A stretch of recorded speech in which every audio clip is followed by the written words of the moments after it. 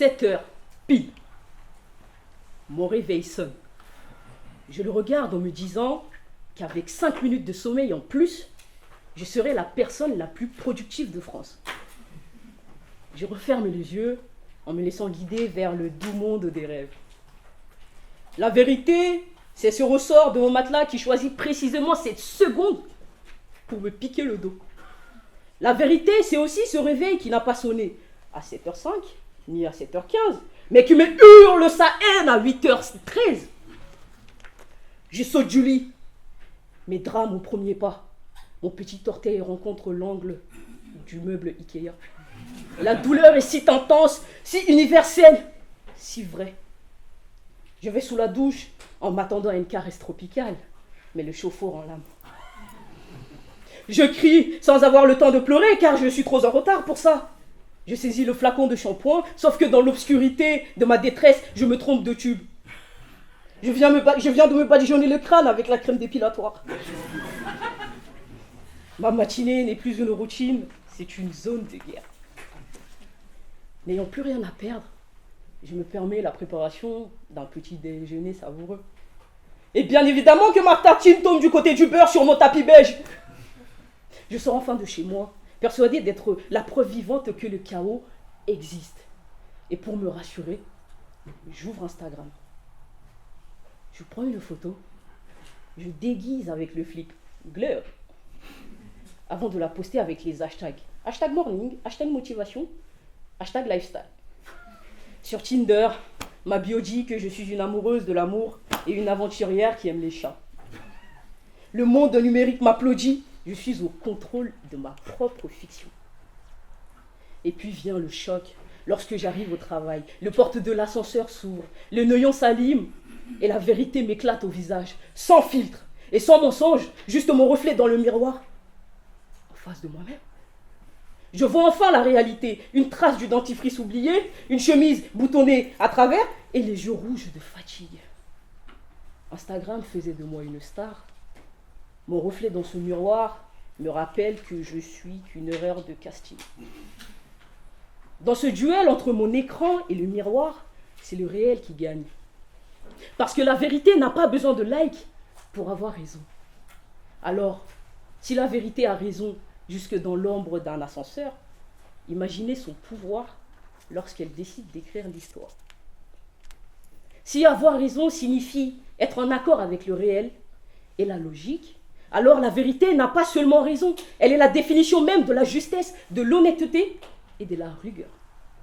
La vérité représente la conformité d'un récit avec un fait, une conformité entre ce que l'on dit et ce qui est réel. Je vous affirme que oui. Pour moi, la vérité a raison. La rationalité de la vérité est souvent remise en question à cause de la rapidité par laquelle un mensonge est cru. Puisque la vérité prend parfois du temps à se dévoiler, et cette même vérité peut évoluer en ayant toujours raison. La vérité aime se faire attendre. Elle aime se faire désirer. Un proverbe dit que lorsque le mensonge prend l'ascenseur, la vérité prend l'escalier. Mais quelle est la finalité de cette fameuse course que réalisent ces deux-là finalement? C'est qu'un beau jour, après son long périple et quelques chutes dans ces escaliers, cette vérité, intentionnellement ou non, mise de côté, va arriver à destination. Et elle va tout simplement s'imposer, en récupérant sa place légitime, car elle a toujours raison. Cette prise de temps de la vérité et la course entre le mensonge et cette dernière est parfaitement illustrée dans l'histoire de Georges, par exemple. Dans cette histoire, la course entre le mensonge et la vérité est d'une cruauté sans nom. Elle a commencé un matin de mars 1944, en Caroline du Sud, lorsque deux jeunes filles sont retrouvées sans vie. La rumeur court plus vite que le vent, et au fur et à mesure que la colère monte, la police cherche un coupable pour calmer la foule. Georges, un adolescent noir de seulement 14 ans, est interpellé, puis arrêté par la police. Durant cette période, le mensonge ne se contente pas de courir, il sprint. sans avocat, sans témoin, et après un interrogatoire mené dans l'ombre, on annonce que l'adolescent a avoué. Une confession obtenue sous la pression d'un système qui a déjà choisi sa victime. Et là, le mensonge commence sa course. Il prend l'avantage. Il est déjà au premier étage, alors que la vérité n'est même pas encore arrivée devant l'immeuble.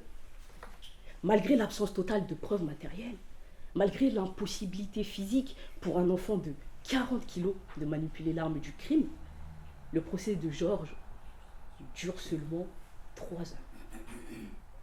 Le mensonge continue sa course avec rapidité. Il arrive au 2e étage alors que la vérité commence tout juste son échauffement. Les médias s'en mêlent, la haine est attisée. Et en seulement 10 minutes de délibération, le jury scelle son destin. Le mensonge franchit le 3e étage avec succès. Plus rien ne l'arrête. Mais la vérité peine à monter. Juin 1944, Georges est emmené vers la chaise électrique. Il est si petit qu'on doit l'asseoir sur l'annuaire téléphonique pour que sa tête atteigne les électrodes. Sans surprise, le mensonge est au sommet. Il triomphe dans le sang, pendant que la vérité est restée coincée au 1er étage, étouffée par le silence et l'injustice. 70 ans plus tard. Oui. 70 ans plus tard. Lorsque l'on pensait que tout était fait, que la course était terminée, comme à la 90e minute d'un match de foot, la vérité se relève. Elle se repositionne. Accélération, elle arrive au 2e étage. Oui, l'espoir renaît. Grâce au combat de sa famille et de nouveaux experts qui reprennent le dossier de zéro. 2014, les charges sont enfin annulées par une juge qui reconnaît que les droits du garçon ont été bafoués. Malgré les obstacles croisés dans ces escaliers, malgré les 7 décennies de retard, la vérité arrive à destination. Elle était inespérée, personne ne s'y attendait. Après tant d'années, elle brille, elle triomphe, elle est incroyable. Elle avait raison. Ce n'est pas parce que la vérité prend son temps qu'elle n'a pas raison. Ce n'est pas parce que la vérité arrive en retard qu'elle n'a pas raison. Et ce n'est pas parce que la vérité est parfois camouflée, cachée, détournée de son objectif qu'elle n'a pas raison. Elle a raison même quand elle dérange. Elle a raison même quand elle blesse. Et surtout, elle a raison même quand elle se tait. Le mensonge peut gagner une bataille, mais la vérité a raison de lui sur le long terme. La vérité a raison parce qu'elle elle est la seule à survivre à l'épreuve du temps. J'affirme encore une fois, avec conviction, que la vérité a raison, car elle arrivera toujours à destination, avec ou sans ascenseur. Il y a certaines vérités qui sont figées dans le temps et qui n'évoluent pas. L'eau bouille, le feu brûle, les céréales avant le lait, ça nous le savons tous. Mais il y a certaines vérités qui peuvent être évolutives. Et ce n'est pas parce qu'elles évoluent qu'elles ne sont pas réelles et qu'elles n'ont pas raison. Par exemple, moi, j'ai tenté le concours Lysias 3 fois. À la première tentative, j'ai été éliminé dès le premier tour. Je vous avoue que mon ego l'a très mal pris. Ce n'est pas grave. Je ne me suis pas découragé. Je me suis promise de revenir l'année suivante pour régler mes comptes avec moi-même. Malheureusement, c'était sans compter sur Wassim, ici présent, qui était à la quête de son second titre. Oui, car monsieur a gagné une fois et c'était pas suffisant. Malgré tout, je ne me suis pas découragé. Je suis allé jusqu'en quart de finale. Mais comme on dit, jamais 203. Oui, je suis persévérante. Ou je suis une forceuse.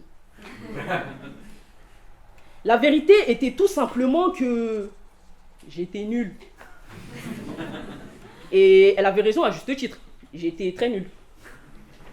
Lorsque j'ai réalisé cela et que j'ai accepté le verdict, cette vérité m'a permis de revoir ma façon de travailler, de réfléchir au style qui me convenait le mieux et de découvrir mon potentiel par l'entraînement.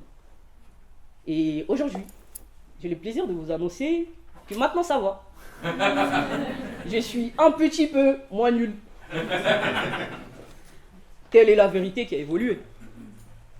Oui, aujourd'hui, je suis un petit peu moins nul, car la vérité que j'avais acceptée à l'époque me permet de discourir devant vous à l'instant pour célébrer les 10 ans de Lysias en tant que lauréate de l'année 2024. Et cette vérité-là est figée et restera définitive à tout jamais, car la vérité a raison.